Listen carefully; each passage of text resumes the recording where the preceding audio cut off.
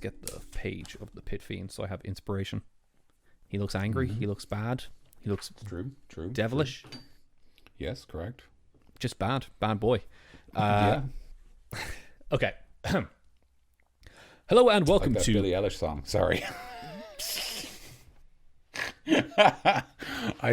I'm so sorry, man. That wasn't a deliberate like move or anything. I was just trying to play along. I'm so sorry. Please. That was very funny. Really, I feel bad about that. I'm pretty sure I've done that to you so many times in this show. Yeah. I think we've all done it to each other. Yeah, it happens. All right. I'm starting now, so yes. A bit of cuteness, a bit of mass, all right? All right. Hello and welcome to Creature Club, the mostly weekly show where we talk about the monsters in D&D 5th edition. And today we are continuing on with our Devils series. But as usual, I am Mikey, and I am joined with my co-host and just great guy, Daniel White. Oh, thank you, Mikey. I really appreciate. I appreciate you calling me a great guy right after I interrupted your previous introduction as well. Yeah, I know. It's really very professional. I know. Yeah, I don't know what to say. You're still good. You're still a friend of mine, even after all the terrible things I've done to you. All the terrible things you done to me, like interrupt me in this stupid podcast and call me a big Egypt one time. I think you did that once. I probably have, yeah. And I say Mookie, and you don't like that. Yeah, you call me Mookie when it's just I don't like that. Not right. It's not right. My name's Mikey, not Mookie. Yeah, it is. And now that can has been opened to the world, and now everyone's gonna start calling me Mookie. So thanks, Daniel. Thanks for playing that on the show. Tim, cut this whole bit out.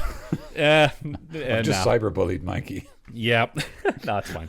I am perfectly fine with that. But we are continuing on with Devils today, and today we are going to talk about the big one, the big bad boy himself, the Pit Fiend. Now, Daniel, who is the Pit Fiend? He's the man who lives in the pit, or woman who lives in the pit, and honestly, not a great neighbor. Okay.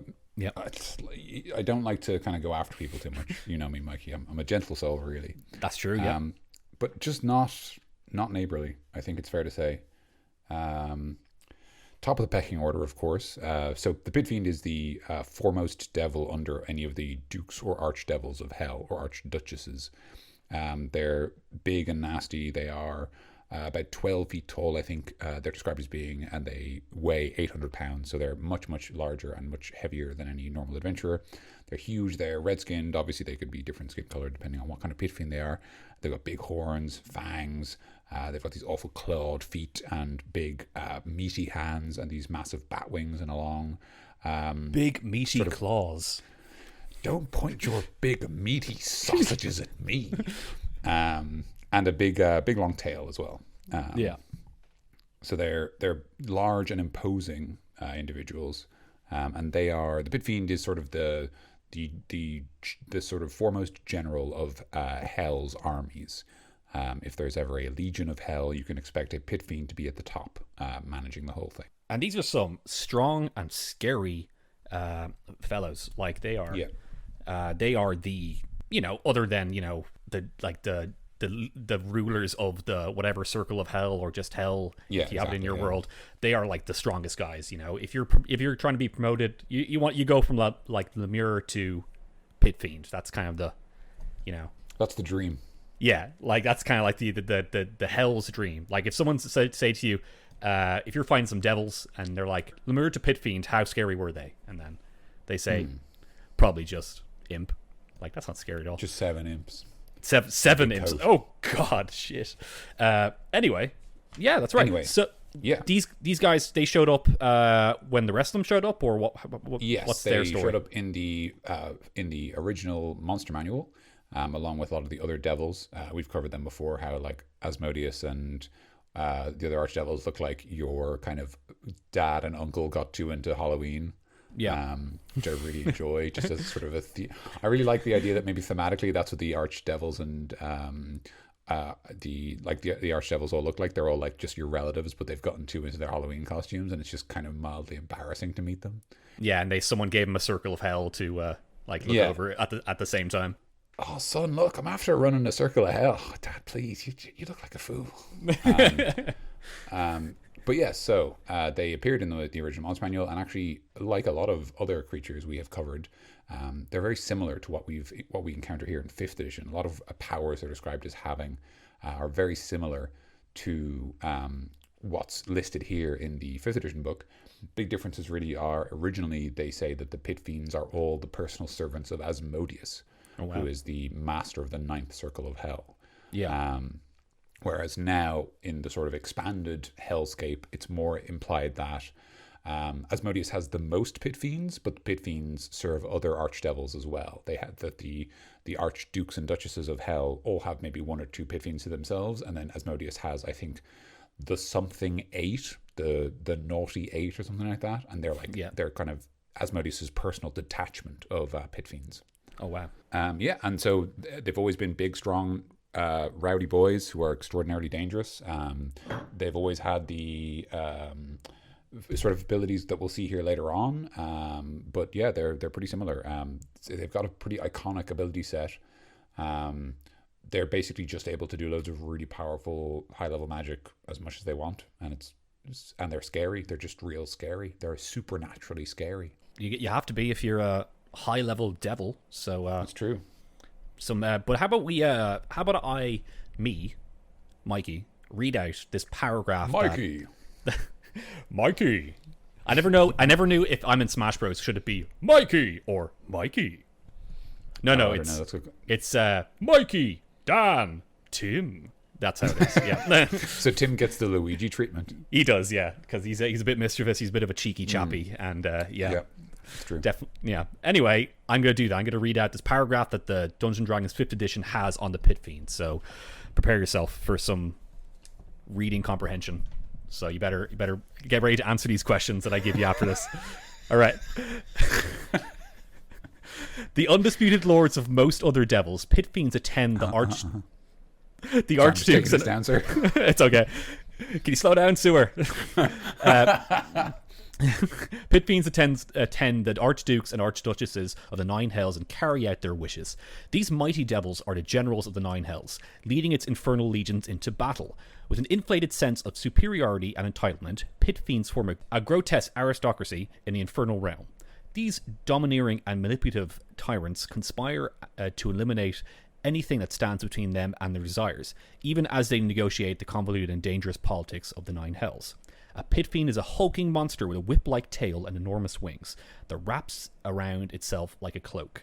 Armored scales cover its body, and its fanged maw drips of venom that can lay the mightiest mortal creatures low. Fearless in battle, a Pit Fiend takes on the most powerful foes in single combat, demonstrating its supremacy and an arrogance that prevents it from acknowledging any chance of defeat. So, Daniel, answer this question. Okay, yes. What kind of devil attends to the archdukes and archduchesses of the 9 hells? An ice devil? All right, cool. I'll let you know at the end of the term. So that's a Pit Fiend then. Doing well. I think I got it, guys. Yeah, so that's basically what we covered. That's they're the big boys. They kind of like to get up there and fight the big leaders of their enemies by themselves. They kind of want to show that they're stronger than everybody else because they are, and they can probably take on, Superman. I don't know, probably not. I was waiting. I was like, where's he going with this? What's happening? I was gonna say probably take on the leader of your mortal army that goes up against the Pit Fiend, but for some reason the first thing in my head was Superman. So, but if we're being real, he probably couldn't take on Superman. But I'm not going to go into that right now. Shall we just go into the stat block? Yes, please. Does Superman deal magical damage for the purposes of damage resistance? I think he does. Maybe. Fair enough. I don't know. Actually, no, he doesn't, because I think magic is one of his weaknesses. One of his weaknesses, yeah, I believe so. Interesting. Okay, yeah, let's move on. We do the stat block.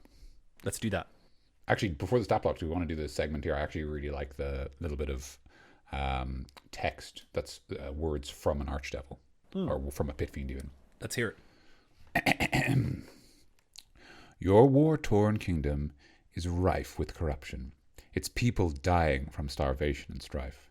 They cry out for new leadership, someone with the charisma and the courage to put an end to the turmoil and suffering.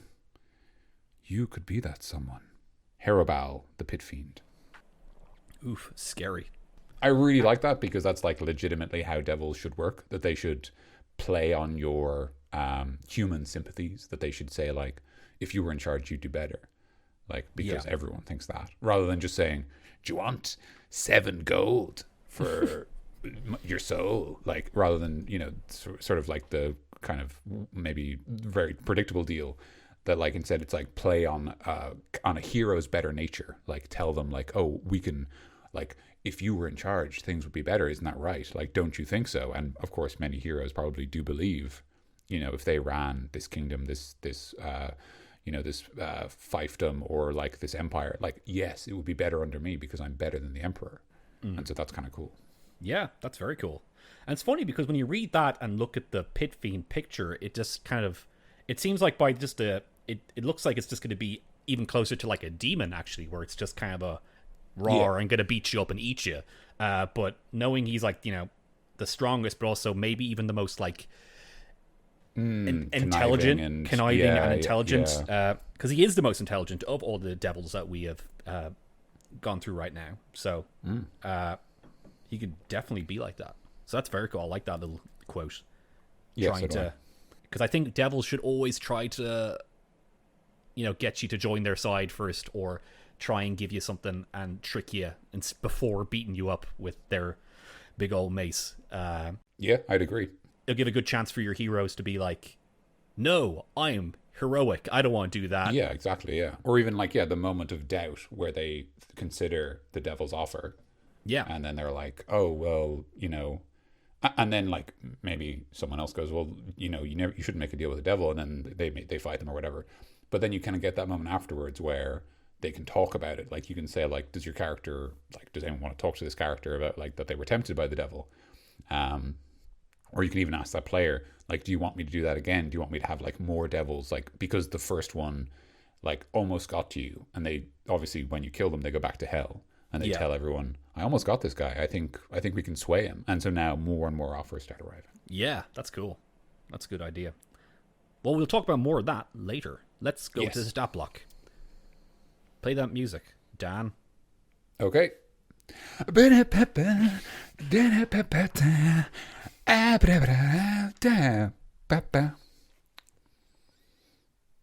was that, yeah?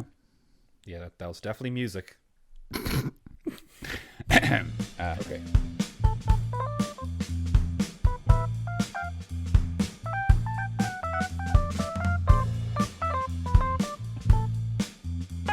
Pit Fiend, Large Fiend, Devil, Lawful Evil, 19 armor class. It's all natural, baby. 300 hit points. God, I love big round numbers, you know? Yeah. Just 300 hit points. Yeah.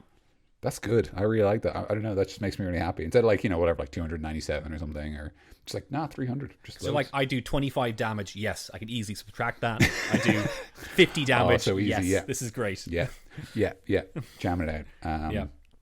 They have 30-foot speed, so they're only as fast as an adventurer normally, but they have a 60-foot fly speed, so they are much faster if they take to the air with their big wings. Yeah. They have an unbelievably killer stat line. They have 26 strength, 14 dexterity, 24 constitution, 22 intelligence, 18 wisdom, and 24 charisma. Jeez. So of their 6 stats, 4 of them are higher than any adventurer can normally have, and 2 of them are... The other 2 remaining are both very good. Like, 18 wisdom is good enough to be a full wisdom caster.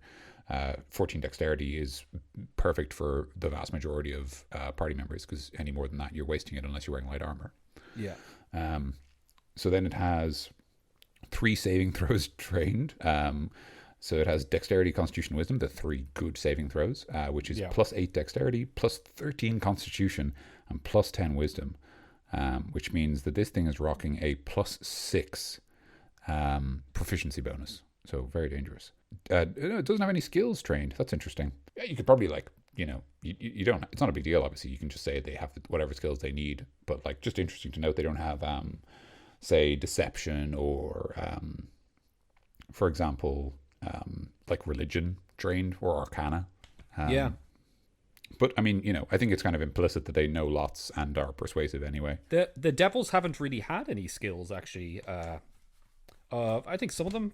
Let's see. Yeah, the imp had skills, but that kind of made sense. Like, Yeah. it's not kind of able to physically overpower people in the same way that, say, the Pit Fiend can. I mean, I suppose when you consider that the Pit Fiend has a +7 to charisma natively, maybe the idea is like it doesn't have any training. It's just its willpower is so pervasive that it doesn't need any kind of tricks. Anyway, damage resistances, cold, bludgeoning, piercing, and slashing from non-magical attacks not made with silver weapons. So in other words, non-silver, non-magic weapons are resisted, and so is cold. Damage immunities, fire and poison, and it's immune to the poison condition as well. So everything we've come to expect from our higher level devils. Senses true sight up to 120 feet and a passive perception of 14. Languages infernal and telepathy out to a range of 120 feet. So again, what we've come to expect from high level devils. And it is a challenge 20 monster, which means it is worth 25,000 experience points. Wow, that's a lot of experience points. That's a lot of experience points, yeah. You can get a new car with that. He's got a fear aura. Any creature hostile to the Pit Fiend that starts its turn within 20 feet of the Pit Fiend must make a DC 21 Wisdom saving throw, unless the Pit Fiend is incapacitated. On a failed save, the creature is frightened until the start of its next turn. If a creature's saving throw is successful, a creature is immune to the Pit Fiend's fear aura for the next 24 hours. So that's just that's just like a pretty hard to beat frightened kind of attack. Yeah, really. That makes exactly, yeah. Or something that'll make your players frightened. 21 DC, even for pretty high level players, that might be a bit tough to beat. So yeah, absolutely, for some people. Magic resistance. The Pit Fiend has advantage on saving throws against spells and other magical effects. It's got a staple for a lot of the devils that we've said so far. Magic weapons. The Pit Fiend's weapon attacks are magical. Makes sense. And innate spell casting. The Pit Fiend's spell casting ability is charisma. Spell save DC 21. Oof. Yeah. The Pit Fiend that can innately cast the following spells requiring no material components at will. Okay, check this out. Check this out, guys. This is so good. At will. Detect magic. All right. Dead handy. Just useful to have. Fireball. I love that so much. Just at will fireballs. Doesn't require any material components, so just verbal and somatic. So it just yells and points, and people just blow up. That is just which is fantastic. That's like top 10 anime villains kind of attacks going on there. Like 3 a day each, hold monster and a wall of fire. So yeah, so those are both really handy. Hold monster I think might be 6th or 7th level. It's also worth mentioning that hold monster does still work on non-monsters. So the lower level spell hold person says target humanoid, whereas hold monster just says target creature. So just because it says hold monster, the Pit Fiend can still use it on the party. Just something to remember. And that's pretty scary, at least knowing that he has a fireball as well at will. Yeah. So and of course, I was only going to say the cool thing about Pit Fiends having fireball and being fireproof means they can fireball themselves. Yeah. As kind of an just basically like force everyone to make saving throws. This guy is shaping up to be a pretty scary boss fight. But let's continue on. Dan, do you want to continue on with some actions? Yeah, absolutely. Its actions are multi-attack. The Pit Fiend makes 4 attacks, 1 with its bite, 1 with its claw, 1 with its mace, and 1 with its tail. So 1 of each. The bite is the most complicated attack. So it's a melee weapon attack with a +14 to hit, which is pretty good. Reach 5 feet, 1 target. On a hit, it deals 22 or 4d6 plus 8 piercing damage. The target must succeed on a DC 21, that's the 21 again, Constitution saving throw or become poisoned. While poisoned in this way, the target can't regain hit points, and it takes an additional 6d6, average of 21, poison damage at the start of each of its turns. The poisoned target can repeat the saving throw at the end of each of its turns, ending the effect on itself on a success. So that's its most complicated attack, and it's just that its poison is really traditional kind of video game poison of like it just deals damage over time until you resist it. Yeah. Its claw is very straightforward. It's another melee weapon attack. It's also got plus 14 to hit, but it's a reach of 10 feet because it is a big boy. One target hit 2d8 plus 8, which is an average of 17 slashing damage. So nice and straightforward, just 17 magic slashing damage to somebody's face. Its mace is another plus 14 to hit and also has 10 foot of reach, like the claw. It also targets one target, unsurprisingly. On a hit, it's 2d6 plus 8, so 15 bludgeoning damage plus an additional 6d6, or 21 again, fire damage. So the mace is presumably on fire all the time. Finally, its tail is the exact same as its other compatriots. So another plus 14 to hit, reach 10 feet, one target. On a hit, it deals 3d10 plus 8, or 24 on average bludgeoning damage. So it basically has every kind of damage type: piercing, slashing, and bludgeoning, in addition to fire and poison. No one's being left at home here. No one's getting away with it. It's everyone's getting attacked. Wow. All right, what do we think about that stat block? That is... I love it. Just a big, beefy boy, very dangerous. Maybe a little straightforward for what is ultimately like the arch, like sort of the foremost generals of hell. I mean, I think probably a pit fiend could use legendary actions. Yeah. And maybe even a lair as well. Wouldn't be a bad thing. But as a creature without either of those things, if we assume that we're deliberately not having those parts of the creature, which maybe means the pit fiend isn't supposed to be fought in hell, but instead is supposed to be summoned elsewhere to be fought. It's just very strong, very straightforward monster. It's scary to get close to. It's difficult to get away from. It deals damage in areas. It deals damage on fixed targets. If I had a criticism, it would be that it seems like the decision between casting one spell and making 4 attacks means that the pit fiend might not cast spells as often as maybe I would like. Yeah. Just off the top of my head, I might say that the pit fiend can substitute any 2 of its attacks to cast any one of its spells. So like it can not make a claw attack and not bite, and instead cast fireball. You know, just because I think that's more interesting and dynamic. It just means like the pit fiend's always doing more. Yeah. And it's harder to predict what it's going to do next. And also, like, yeah, he has, like, kind of range attacks with his spells, so maybe he can fly around a lot more and then do the spell attacks versus him doing a lot more damage, like, up close and personal, but he does a lot, like, he's still already fast as it is, so I guess it doesn't make too much of a difference.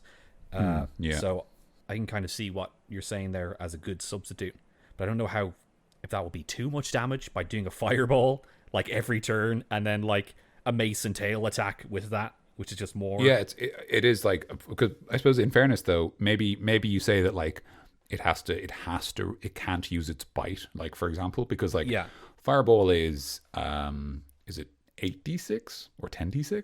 It's 8d. Yeah, it's 8d6. I think it's like 8D. I believe it's d6. Let's have a look at fireball real quick. Okay, I'm going to say 8d6, and I'm just going to continue as if I'm correct. Yep. So 8d6 is, so if we assume, so 8d6 is about 28 damage. You are correct. Thank you. That's great. Okay, cool. So we can continue with our point. So fireball is 8d6, which is about an average of 28 fire damage. You take half as much if you succeed on the saving throw. So I think we can say that based on that, the 28 damage is about as much damage as one of these attacks. But of course, each of these attacks only hits one thing, whereas a fireball can hit a couple of things. So I think if we say lose 2 attacks and get 1 fireball, that seems kind of fair, because like you're not doing as much damage to a single creature. You're not doing, for example, the equivalent of 2 fireballs to one thing. Instead, you're doing 1 fireball to a bunch of things. But all of them have a chance of resisting it and stuff like that. Yeah, I can get that. But that's that's up to personal taste. Like that's something I would do because I like the idea that the pit fiend is kind of doing this cool like mixed fighting style where they're like going between like swinging their mace and throwing out spells, and it's very hard to predict how they fight because they have this almost like immortal knowledge of how to do battle. Yeah, and that's why they're so like confident in themselves to take on anyone, because they can just adapt like that. Where they can fight in any kind of style. Yeah. So do we have anything else to say about the stat block, or should we jump into the dessert, which we've already kind of got our feet in the sorbet at this stage? That's true, yeah. Feet's in the sorbet, so let's just put the whole... Get in the sorbet fully. Let's just put the whole body in there, I guess. just all of it. All of me in the sorbet. I like how this Creature Club... First of all, let's just move on. Play music now. Yeah.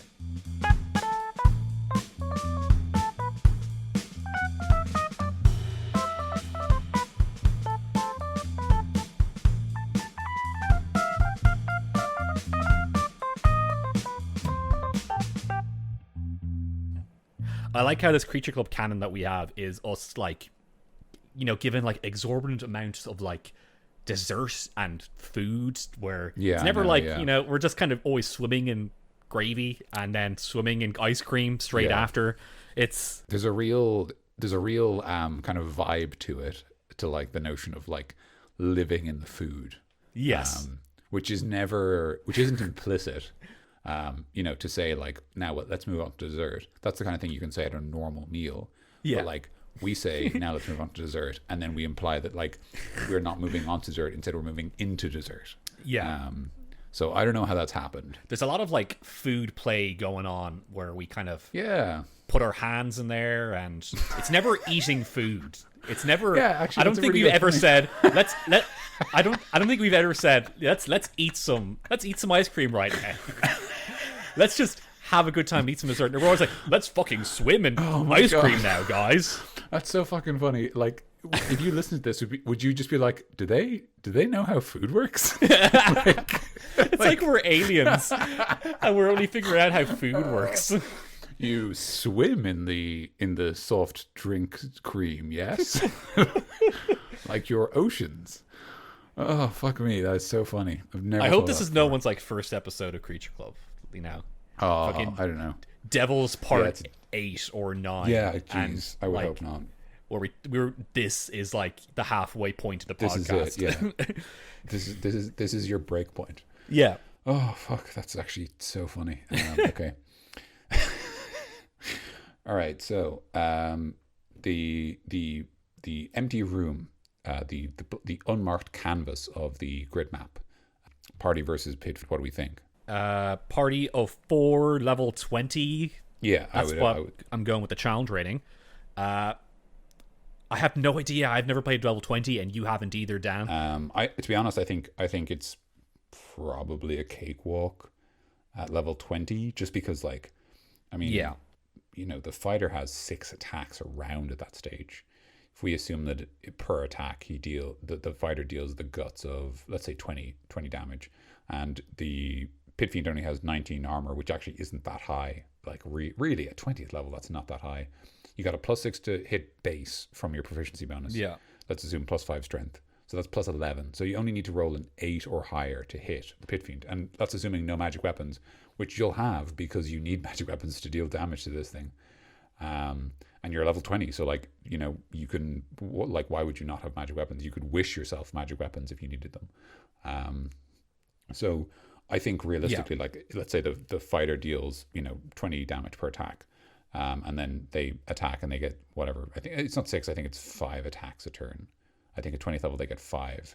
So yeah, so then that's approximately 100 damage if they hit with every attack, which they might not, because that's 5 d20 rolls and things can go wrong. But even if we assume, like, let's say half of that and it's 50 damage, that's one party member dealing 1/6 of this thing's hit points in a round, and then they can action surge and do it again, and that's not even counting the rest of the party. Because and this will probably be like a big bad, so you definitely are gonna be like, I'm gonna save my action surge for the Pit Fiend, and then like your inspiration maybe at that point, just like throw everything into it. So yeah, so I think that the party, I think they have very little problem dealing with the Pit Fiend at level 20. And in fairness, I don't know like how vulnerable exactly a level 20 PC is. I don't know exactly how much health they have or how much damage they do. That's really more based on kind of a feeling, because I think we're the same in that, like, we've never run a game up to that high level. So I don't know. Yeah. I mean, I think they're really better suited against a lower level party as a boss, because obviously the challenge system does allow for increasing the challenge of monsters for difficult encounters. So like, for example, a pit fiend could be a very difficult fight against, say, a party of level 14 players. Like that would be, I believe the rules would probably call that like ultra deadly or something, but it is still technically doable, and it does feel more like what a pit fiend would be applicable to. Let's see. Let's say I have a little encounter calculator right here. Let's say if we have maybe about 5 characters, about level, let's say 14, calculate that. It would definitely be like deadly here is 28,000. Oh, I see. Okay, and yeah. 500 XP. So it'll be between hard and deadly for that. That's with the number 5 PCs at level 14. So you can definitely do it at a lower level. I think it'll be a exciting boss, like a very deadly boss to have there. Deadly in both sense of it being it's going to try and kill you, and also like deadly, rapid. Man, I really hope this is people's first episode. People know what that means, like. Yeah, a lot of people from North America listen to this. I don't think they even know. Actually, a lot of people just not from Ireland probably I was gonna say, don't know what we're saying, just in general. In Ireland, to say something's deadly, it means it's good. Short version. Yeah, I think it loses to a level 20 party, unsurprisingly. In terms of how it fights, what do we think about that? It's got a lot of different options. I mean, obviously the thing it could do is just fly far away and fireball the party over and over again. But I don't think it'll do that by default, because it's a prideful, arrogant creature that believes it's the greatest. So I think it would feel the need to fight on the party's terms. I personally really like the idea that it lands amidst the party and casts Wall of Flame around the party in itself, and like forces them to fight, like basically like Ring of Fire. Because like when you cast Wall of Flame, you pick a side of the spell that's like the bad side of the Wall of Fire. In other words, like it's only spraying fire in one direction, so you can stand behind it safely. But I like the idea that the Pit Fiend casts Wall of Fire in a circle around the party, but inverts it so it's facing inward, because the Pit Fiend can't take fire damage. Yes. So like it's just like, this is fine for me. Like this is a bath. Yeah, that's cool. That's very cool. Making like a boss arena, and also it's just very like iconic for your players to see, like, we fought in like a ring of fire, and it just was badass. Like it's just a heavy metal album at that point. So that's very cool. So we're kind of touching upon this point where we feel like you'll make a very cool boss fight. Yes, in our adventure. Really, that's kind of what we're saying here. Making him, we can't really make him a goon because he's way too powerful, and there's a lot more devils to be used as goons. Agreed. So I think mainly you would be using him as a end of adventure boss. Or at the very least a significant solo encounter where you fight probably just the Pit Fiend. Yeah. And maybe one or two like allies, like small allies. Yeah, he might make a fun like rival character if like you're doing a very high level. Let's go, into Hells and defeat Asmodeus himself, and then this guy's like, no, I'm Asmodeus's servant, but I'm just as powerful as you. You fight him as like a mini boss or something, maybe. Yeah, it's cool. But he's a boss. But what else? What other kind of cool things can we do with this guy? Anything outside the box, maybe. For the Pit Fiend? Well, I mean, so one thing I like is it describes how they wear their big wings like a cloak. So I like the idea that that's how they act in their kind of noble court. Like they all wear their wings as cloaks over their body, and maybe to expand their wings and expose their chest is like a sign of, like, it's basically offering a duel to another Pit Fiend. I like the idea of the Pit Fiend as kind of almost like an infernal politician in some ways. Like I kind of like the idea that they are very impersonal, and that even as you kind of try to defeat them in hell, they're kind of just trying to do like PR or something, like that they're so enraptured in the layers of hell's bureaucracy that they're always trying to figure out like what to do next. Yeah. Maybe you can describe him as like not looking too different to like a tiefling, really, where it just be a large tiefling when he's like has the cloak on, but when he's in a battle, He looks kind of, that'd be cool. He kind of puts on a big mean form like in the picture here. Yeah, almost like a very minor form of shapeshifting. That'd be cool. Yeah. And there's no reason to believe they couldn't. I mean, I will tell you, for example, in the original Monster Manual, they did have the ability to polymorph self, so they could shapeshift and stuff like that.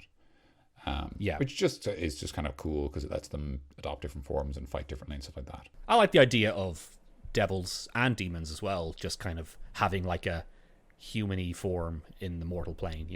That's kind of, I like going with that. It makes sense. Myself. I mean, their forms are like the like they don't need to have the forms they have really. There's no they don't have any biology, right? Like their forms don't serve any purpose in terms of how they need to live. It's purely just the form they want to take. So there's no reason to believe that they wouldn't take different forms if they suited them. By that very same vein. And if you want to have like a lore reason, maybe you can say that like a higher level devil kind of was able to cast a spell on them, a quick little like glamour spell or something, Yeah, or you could like say the argument like, oh, because they're like made of magic energy basically anyway, when they walk through a portal to another world, they can decide what they look like on the other side, Yeah. Because they're not supposed to be on the mortal plane anyway. It's like when they walk through the portal, like they have to rebuild their body to make sense.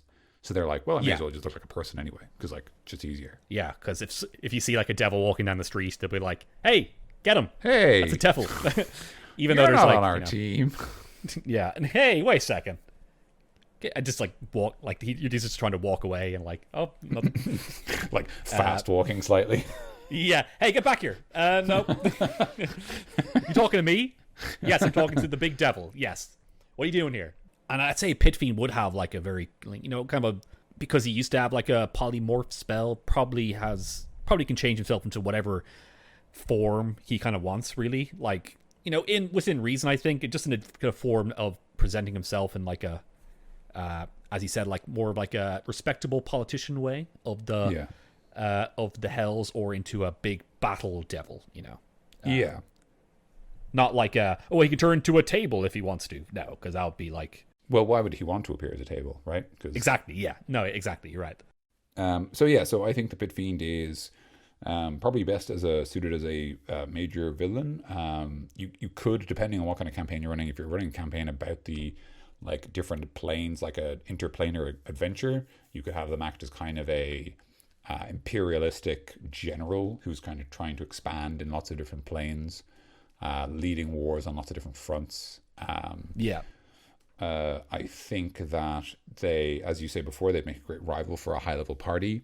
Even ones not directly involved in hell, just ones who are strong enough that they might compete with the Pit Fiend as a warrior, because Pit Fiends are kind of very prideful in how they fight. Then the big other change I can think of is like, so Pit Fiends as kind of bosses, and Pit Fiends as kind of presences in the world.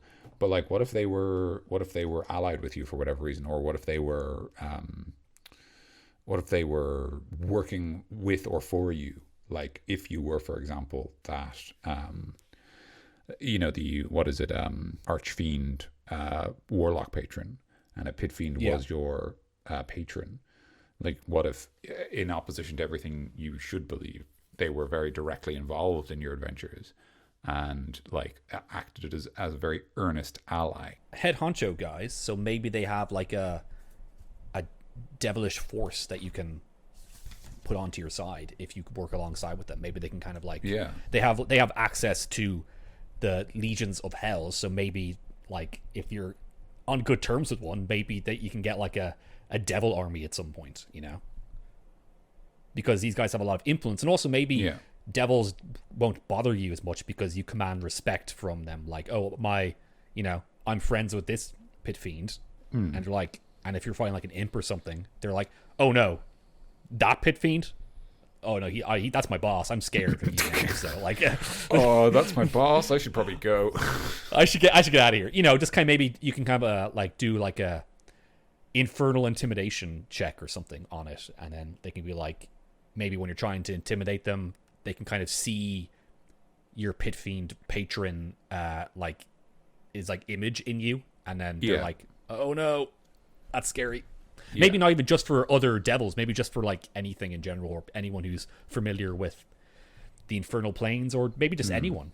Everyone sees you as like a scary pit fiend, maybe, when you want to put on the image. You have like an aura of him around you when you want to. It'd be interesting as well if you were like, say, allied with some other force, like say, like the Archfey of the Feywild or something like that, and like you ended up in opposition to like a force of angels for whatever reason. It'd be interesting then if you had to ally with pit fiends to keep your home safe, and what kind of deals you'd have to make, like who you'd have to sell out basically to do it. And also I'm thinking of the idea like it might be interesting to run a campaign where some of the party get to play a pit fiend. Okay. Because they'd be pretty cool to play. They're very dangerous big dudes. I don't know what that would be like, but it would be interesting to consider. Like if you gave the party like one of them's a pit fiend, and maybe the rest of them are other devils of like equal or similar power, and like then they have to go on like really really high, like really kind of high level interplanar adventures where like they're trying to destroy all the other planes or whatever. Yeah, that'll be cool. Very, very high level stuff because you're very strong, but yeah. What do you think the base of a pit fiend looks like? If we do want to say it is a boss, it has a lair. Maybe it has lair actions and regional actions. What do we think it looks like?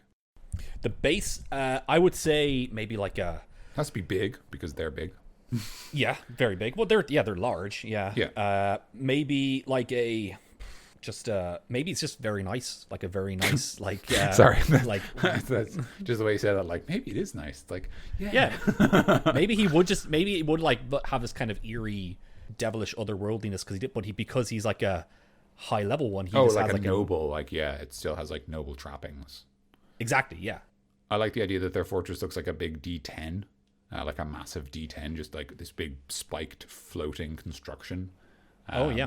And like it's just like swarming constantly with like flying devils going in and out delivering messages and stuff. And that's then like a spaceship. Yeah, basically like literally, because like they're not from our planet. They just have weird structures. And like the pit fiends, like basically, I like the idea that the pit fiend almost is like a bat-like piece of behavior where like it rests upside down. So like it's like antechamber or whatever. Like it's the room where it like rests in most of the time. It like hangs from the roof. And like it's constantly like there's constantly like loads of its like devilish bodyguard hanging nearby, like in the eaves and like behind like massive tapestries, like awaiting a signal to attack. Maybe he's got like lemures in the walls, maybe. Going with what we talked about last time. There's no floor because like the pit fiend doesn't need a floor, and like sure ice devils need a floor, but like the pit fiend doesn't care, like yeah, it doesn't care about its underlings. Actually, that'd be kind of cool. Yeah, then the ice devils all had like a part of the base they had to live in because they were the only ones who couldn't fly. Then if you fought him in its lair, then you'd probably just have to like fly yourself or be able to like do a spider climb, walk on the walls, which would be a very cool boss fight, kind of a very isometric boss fight, where you're on the walls and stuff. There's something on the wing. Then like with lair actions, then maybe because you have lemurs in the walls, then they can just pop out and grab you while the pit fiend just like batters you. Yeah. Or maybe the lair action can have like a devilish horn or something where you can call reinforcements, which can really like annoy you in the fight. And they just like more like smaller imps or something fly in to like beat you up. I like the idea that like you I was gonna say, sorry. I like the idea that like one of its lair actions is like portals open nearby and it like attack almost in any range, or like like a portal opens next to it and then next to you and it just reaches a hand through and grabs you and pulls you like however far away, it just like pulls you next to it and then it has you in its big hand. Oh, that's very cool. Yeah, that's even. I like the idea of maybe stealing something from like the Solar and giving it some kind of like smart weapon that like can fight in some limited capacity on its own. Maybe to make it different from the Solar, like it has like kind of a like it can throw its mace and then the mace like hits you and impales you and say maybe lands on you and like it's pinning you under its massive weight, and it just sort of you can basically like until it like summons the mace back to its hand, you just can't do anything, but it can summon the mace back to fight someone else if it needs to. And like you have to make do like a DC 21 strength check to like push it off you, and someone else can help and stuff like that. Yeah, maybe you can just like make it Thor's hammer where like only he can pick it up. Oh, actually that could be really cool. Yeah, if it was like tied to their soul, so like, as long as the Pit Fiend is still alive, the mace has effectively an infinite weight and cannot be lifted. Like it's an immovable rod, effectively. And maybe like if you want to balance it, I guess maybe like it's a concentration, or like a wizard can like dispel it with dispel magic or something easier. I don't know, but because I or just immovable rod, and like just say it's like the immovable rod. It's a DC 30 check to move, so it's possible. It's just very difficult. It's very possible. I had a character who moved an immovable rod somehow. So yeah, it was great. It was great. The character didn't even know it was immovable. So like for them, they just moved a rod. Yeah, ripped through a dimension or something to get it. I don't know. I forgot how it was described. 4 dimensions. But yeah, it's possible. But it'll be very heavy. I like the idea that its existing attacks can be upgraded. So like its bite is kind of complicated, but like all of its other attacks are very straightforward. So like maybe its tail, like it can, maybe for example, its tail, I think in the, so here's an interesting one. In the original monster manual where the Pit Fiend is first described, it says if they strike with their tail and score a hit, the opponent is held with 2d8, 2 to 8 hit points of constriction damage per turn, which is basically 2d4. So in other words, if they hit someone with their tail, the tail grapples them and then they're caught. So that would be another really straightforward way to make the fight a little more interesting. Just literally that like you could even look at another monster in the monster manual, just literally copy and paste the text. Just say, if the creature is hit, it is grappled, escape DC, blah, blah, blah, as normal. Just literally like, if it grabs you with the tail, it grabs you, and then like, if a creature is grappled at the end of its turn, it takes some amount of damage, 1d8 or something like that. Yeah. You could simplify it and just say like d6 plus 8, because 8 is its strength modifier. So that would be like, it's just crushing you, and so it's just strong. Or you could just say 8 damage and it's just the strength mod and nothing else. There's no dice roll because it's just crushing you with its pure strength. Yeah, and maybe you can give it like a stinger, like the imp, but the imp is it's also poison damage, but maybe you can make it a bit differently, like it kind of makes you paralyzed if you get hit by it, or if you that's cool. Or just it does another kind of damage. Paralyzed, I think it actually kind of is kind of thematically correct for him. If you wanted to do kind of a fire and ice thing, because again there is an ice devil, you could have its claw also deal cold damage. Yeah. That could be cool. Like I like the idea that like it's kind of like balancing these things on two halves. Yeah. So like its mace is on fire, but its hand is like freezing cold. Kind of like the Balor, where it has like an ice and fire weapon. Yeah, where it has it has a lightning sword and a fire whip. That's right. But still kind of like two different elements. Yeah, like two elements at play at the same time. But I'm thinking like, because we're talking about like a Pit Fiend, which is like lawful, so it's like about balance, or like there's a system, there's rules, so it has to balance. So there's heat in the mace, so the heat has to come from somewhere. So the hand is cold, and therefore the rule is obeyed or whatever. Yeah, just some sort of like equivalence rule, but like it has to be cold somewhere else. Yeah, and also kind of makes sense for him to be, if he's ruling over ice devils, maybe he has some power of ice because of that. Yeah. Actually, that's actually not a bad idea. That'd be kind of cool if you just literally took, like the Ice Devil's wall of ice, like the Aaron uses rope, just like the Chain Devil's chains, like literally like the Pit Fiend has every other devil power because it's the best devil. Yeah, because and like it's mastered all their moves. Yeah, doesn't it imply that like one devil like promotes into another form of devil? So you think he would, by this point, because he's like the highest level devil, he would like, I remember all the moves from my past, like, devil lives, I guess. So now he's able to tap into them. I can access all these other abilities because like a lot of the devils are sort of straightforward. They just make attacks with their weapons and stuff like that. So you could just take like the most distinctive powers of some of the other ones. So like the wall of ice or the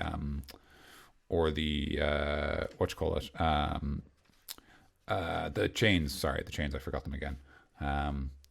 So like just like a very small number of distinguishing powers that just let the Pit Fiend feel like the master of all these other creatures because it's also able to use their techniques. Yeah, that's very cool. I like that. Shall we? Any Monster Hunter we can do with this guy? I think the obvious one would be its mace. Yeah. Its mace is a magic weapon. It's a magic weapon that deals an extra 66 fire damage. Yeah. That's pretty good on its own, to be honest. It is a large mace, so it's probably it's 2d6, which is actually the same as a maul. So you could just have it that a Pit Fiend's mace is a maul that deals extra fire damage, and you just get that after the fight. It looks like a maul on the picture. Is that kind of what more? It does as well, yeah. But yeah, so you could just say that like the mace is a maul for the purposes of the party, because obviously it's the mace of a large creature, and its dice is equivalent to a maul. And maybe you can make the wings into a cloak that also turns into wings, like the way it's described that he uses it. So yeah, I think so. Yeah, so it's a cloak. It would probably give you the fly speed. Might also give you some of those damage resistances or immunities. Probably just simplify it down to like fly speed of 30 feet and resistant to fire damage. That's probably what I would do, just like, because that's like, you wouldn't forget that, is basically what I'm thinking. Yeah. Like you'd remember. Maybe immunity to fire damage. Maybe that's not important at that stage because everyone's so high level, but I don't know. It would probably depend on the party and what I think would suit. Or maybe you have like charges where you can get like a immunity to fire damage where you can kind of hold it up in front of you. Like, that'd be almost cool. like a shield, but for fire, I guess. Maybe it's like maybe you can actually use it as a shield and use it to shield spell, but then it says if you hit with a fire attack, immunity, you know, that's cool. Yeah, it won't be as simple, but just add a lot more stuff onto it there, and it'll be kind of a cool late game magic item. Yeah, or even just like, you know, if you're wearing this cloak as a reaction, you can lift the cloak. You can like lift the cloak around yourself and gain immunity to fire damage until the start of your next turn. And you don't have fly speed at that point though, so you can't do it kind of in the air. That'd be cool, yeah. And then you start falling. Yeah, that'd be cool actually. So it's like you have to choose, like, do I think I can take the fireball? That's kind of fun. I like that. Yeah. And also because, you know, at high level, even if you are level 14 or something, immunity to fire, it would be badass to have. And it'd be just cool to have. Yeah, and don't really worry about that point really. If your characters are a bit overpowered, because I know it's D&D, you want to be powerful. Yeah, man. Don't worry about it. And if you're high level, then give it to them, man. Give them that immunity. They beat a Pit Fiend and harvest its wings. Let them have something. Let them have something. Let them play, coach. Coach, let them play. Let me play. Let me play. I like the idea that if you replace one of your hands with the Pit Fiend's hands, you get its spell casting and its claw attack, or a version of its claw attack. Yeah. That could be cool. Maybe the cloak gives you the magic resistance, or you have to take another part of the devil to take the magic resistance. Maybe if you take the skull of the Pit Fiend, you can use it as a shield, and the shield can generate the fear aura. Ooh, yeah, that's cool. Kind of like the sort of like Zeus's Aegis with the Medusa's head on it, like just that, like it has a thing on it, so it's just dangerous. Yeah. And then its tail could be like a lance. Yeah. A magic lance. Magic lance that maybe you can do like fire damage or even like a cold damage as well. If we are going with the colder side of him as well as an idea. Yeah, true. You could also have the tail emulate and this is a reference from Mikey that will probably need more explanation. You could have like the tail act as a weapon that emulates the sword of the creator. Yeah. Or like it wiggles about. So like Ivy's sword in Soul Calibur, basically like a whip sword. Yeah. So you can use it as a lance, and then like... Yeah, and then it whips out into a... long-range whippy weapon. That's cool. Whippy, wappy, whip. A whippy weapon, whippy. Chalky bickies. Chalky bickies. Yeah, and then I guess the other thing is if you take its eyes, you get true sight. Yeah. If you take its brain, you get telepathy. But you're just doing eye transplants and brain transplants at that point, and that's just like... I mean, like, I think you have to eat its brain or get its brain and put it in a glass case and wear it as a helmet. Yeah. To do that, or something similar. Maybe just its horns. Like you take its horns and wear them as like a crown. That could be kind of cool. That's cool. Yeah. And use telepathy. But I do think if you want true sight, you have to replace one of your eyes with the Pit Fiend's eyes. Yes.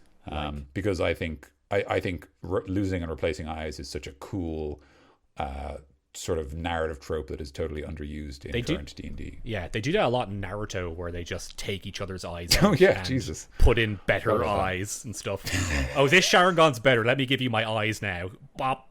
Like iPhones, just replace them with the better one. Yep, that's true. My iPhone's a bit shite now. It's a very old one.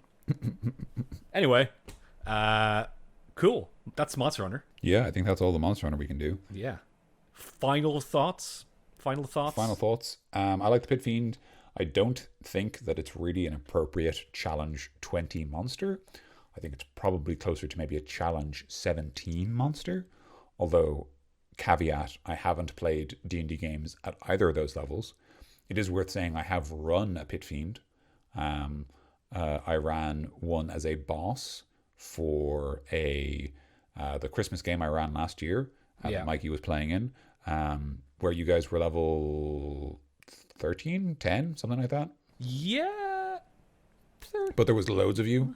Yeah. There was like 8 of you around the table. Yeah, a lot of people. You guys just had so many. Yeah, there was like so many people that like the party just had a huge advantage against everything. Yeah.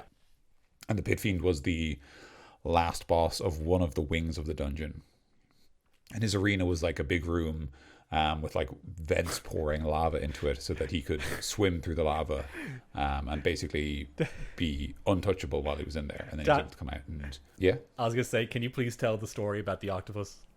Yeah, absolutely. Yeah. So like the idea was like, I was like, oh, the Pit Fiend on his own is cool, but like, you know, any one creature against 8 players isn't going to be very interesting. So I had a plan where there was going to be like a lava octopus, which was kind of based on like those monsters from Mario, the like bloopers that live in lava. Yeah. And I was like, yeah, just one of those, like just something that swims that's in the lava that's just different and has a because the giant squid I think that I based it on like actually has a pretty interesting moveset where like they can like grab people and like pull them under the water, and I thought well under the lava in this case. And I was going to give them like the ability to like just spit fire like a blooper again. Yeah. But by the time we got to that wing of the dungeon, it was the last wing the party did. So it was very late. I think it was like 2 a.m. at that stage. Yeah, we did it like early in the morning to very late because it was a big dungeon and a big day. It was a day of I believe it was the guts of like 17 hours of D&D straight. Yes. Something like that. And so basically, yeah, when you guys actually got to the dungeon, I just had like at the initiative count of the giant octopus, I had them show up, and I said a huge stone-clad octopus like pulls itself out of the water, and Stephen really like, you know, letting go of his, because he was doing this great character voice for all of the like 17 hours of play. Just for a moment, Stephen just came through entirely. He just went, "Could he not?" And I was like, "Yeah, sure." And I just took the mini off the table, like, because it was just like, my friend is hurting and I need to help him, and it's like it's not about the game anymore. Like it was so real, where like just it was so actually real in what was otherwise a really fun like it was still a great game and everything, but just in that moment it was like Steven's feeling it right now and I need to be there for him. So I was like, yeah, he's gone. I just took the mini off the table and took him off the initiative count, and that was the end of it. That was the end of it. It just goes back into the lava. It's just not there. It's not a question you guys have to worry about. Like it was it's just so real and just so funny, and just that it was really funny. That monster pops up, and then instead of like dealing with it, we're just like, can he not? And then okay, like of course, instead of the party of adventurers going like, okay, now there's 2 monsters, what do we do about this other monster? Because realistically, the monster actually didn't have that much health. Like I think if one party member had just attacked it, you guys would have been fine, and the difficulty would have been that it was able to swim and therefore stay underwater, and you guys couldn't target it unless you waited and like readied actions. So like it was just kind of like a way to mix up the fight, but not a big deal. Yeah. But yeah, it was just like Stephen was like, can he not? Like not the party members. One of the players is just asking for help. Yes. And so I was like, yeah, he's gone. He's not a consideration. And that actually works a lot in D&D when you're playing with very good friends. If you just say, I don't want to do this, they're like yeah, of course, man. Like, you know, I value you as a friend, so I want to make sure you feel good right now. Like, yeah, there's a lot to be said for just kind of being honest and saying like, I think there was a game, I can't remember which one it was, where we just said, I think it was Rob's game, when we got confronted with some complicated political scenario. I think we just said to Rob, we honestly don't have the energy for like a complicated political scenario. Can we come back to this next game? And he was like, yeah, cool, we'll end it there. And like, it's just, we just needed a break because we were tired. Yeah. So yeah, that was and the fight with Pit Fiend, other than that, like, I deliberately didn't have him play optimally. Like, because there were so many of you, what he should have done is hung back, made you come to him through the lava and shot fireballs. Yeah. But again, Pit Fiends don't think like that. They're arrogant. So the Pit Fiend just waded in and started attacking people. And he did do the thing I described before, which I really liked, where I just described how I like, so you guys were winning basically because there's so many of you. But you'd all surrounded the Pit Fiend. And so I just had this moment where he like, I described it like he just opens his hand and like the thin bead of a fireball appears in his palm briefly and raises up slightly and then just erupts, like, you know, inches from his own face. Yeah. And like he just doesn't feel it, and everyone else has to make dexterity saving throws, which I really liked. Because it just felt like something that a pit fiend would totally do. Yeah. Just like explode a fireball on themselves. Just to show, like yeah, a show of power. Just to show, A, I can do this, and B, it doesn't phase me. Yeah. And like, it's just kind of cool. It's the fireball is the most powerful spell. How can he do that? How can this be? It's the great spell in the whole game. It's like level 3, man. It's the greatest spell. Greatest spell. I wish for you yeah. to not be immune to fire. Throw fireballs at him now. Get him, boys. Good times. But yeah, so that was a good fight. I think you guys won it pretty handily, but Yeah. it was fine because it was very late in the day and we all just wanted to go to bed. As I said, I do not remember anything about that game, or I do, but I don't remember a whole lot. I remember the character introductions because they're all pretty hilarious and like fun. And then I remember us in a dungeon. I remember the pit fiend fighting it. And I remember the octopus story pretty much after the fact when Steven brought it up again recently. But it was a long day and it all turned into mush. I made some eggs at one point. I believe, I remember that actually. Yeah, we took a break to have dinner, but it was like Christmas season, so like we didn't order takeaway. Yeah, because I said like, oh lads, don't order takeaway. There's loads of food here because like my mum always gets loads of food for Christmas. So I just said, just help yourself to the fridge. And I said, just literally, hey Dan, can I have some eggs? And then like, all right. And I said, yeah, absolutely. Because those were in the fridge. Yeah, they were. You hadn't disobeyed my previous instructions by any count. You were gonna say except for the eggs, and then I got there real quick and said, you got there real quick. Yeah. No, yeah, because like I was just like, oh, don't order food because like we actually have so much food in the house because like my mum always buys loads of food for Christmas. Yeah. Like just eat what we have, and if there's nothing there you want, obviously order something. But like there should be something there for everyone. Yeah. And I think everyone did have. I think most people had like leftover sandwiches and stuff like that. Yeah. If I recall correctly, which is great D&D food because you can play it, you can eat it while playing. Yes. And obviously turkey sandwiches are just fantastic. Anyway, Oh man, so. God, I love that. Like, you know, my family has a Thanksgiving and Christmas dinner, but like an Irish Christmas dinner, which is basically Thanksgiving as well. It is. It's another one. I have two Christmas dinners a year. It's so good. So good. Anyway, yeah, that's enough D&D talk. Like we finished it all. We're just talking about Christmas dinner talk now. So yeah, we are. So the Pit Fiend, the big bad, it's a cool monster. I quite enjoy it. Nothing too weird, but just a whole lot of big attacks that it can do, and a different ways it can hurt you. Use it. Use the Pit Fiend. It's cool. Yeah, and that is our penultimate devil. So we will be doing the spined devil soon, and then we'll be finished with the devils. And then we're moving on to the big boys themselves, the half of the name of the game. Dragons. We did doppelganger. Shit, that was ages ago. We did everything between devils and dragons, I believe. Oh man. Yeah, so we'll be moving on to them soon. So that'll be interesting because they are very significant, iconic monsters, and we want to make sure we give them the proper treatment. Yes, but maybe before that, you might see a couple more villain squads, treasure troves. I think we'll take a break because we've just gone through a big list of monsters. We'll probably do a few side episodes just to break things up. Yeah.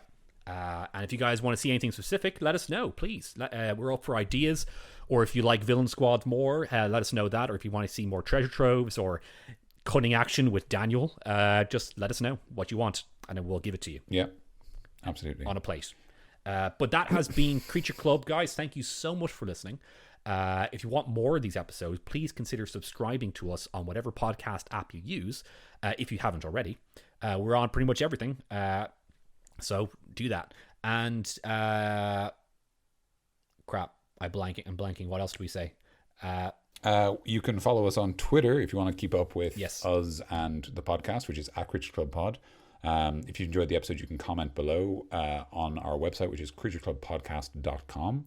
You can also use the contact us form to send us more long form messages, or if you have even longer messages or specific attachments you want to send, you can send them to creatureclubpodcast@gmail.com. That's everything. Yes. Oh, we're always looking for homebrews. Send us homebrews. Homebrew monsters, homebrew spells, homebrew classes, homebrew everything and anything. We've done 2 homebrew specials, and they're both really cool. and we would love to do more. So if you have any homebrew stuffs, send them to us. Yes, please. I would love that.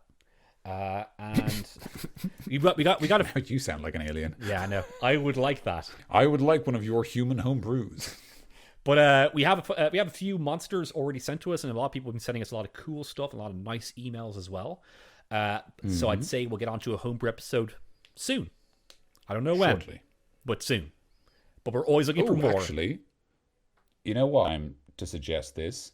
It is presently the start of October. If you have any spooky monsters for maybe a Halloween homebrew special, that'd be cracking. Maybe we'll all reach deep into our homebrew pockets and find a few spooky homebrew bits. We've done a lot of spooky monsters, but we want the spookiest. And maybe we might do like a Halloween episode. Just, I don't know. I would love to do a Halloween episode. Just in general. Something just special for Halloween. Because Halloween is a great time for creatures. So that's true. Let's do it, man. Yeah, we might do that. Give us some time. We'll think of something, and if we don't, we're very sorry, but we'll figure it out. Great. So thank you so much for listening, guys. I've been Mikey. And I've been Dan. Stay cool.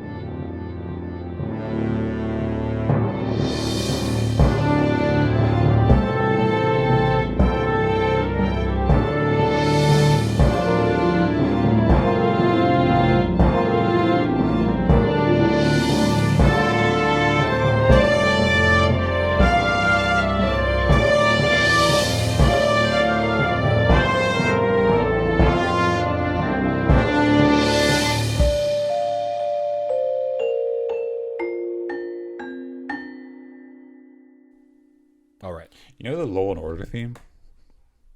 Dun dun. Imagine if like everyone could just use that. Imagine if Law and Order were like, it's public domain. Yeah, imagine Laura when we just want like no creature club. Just us.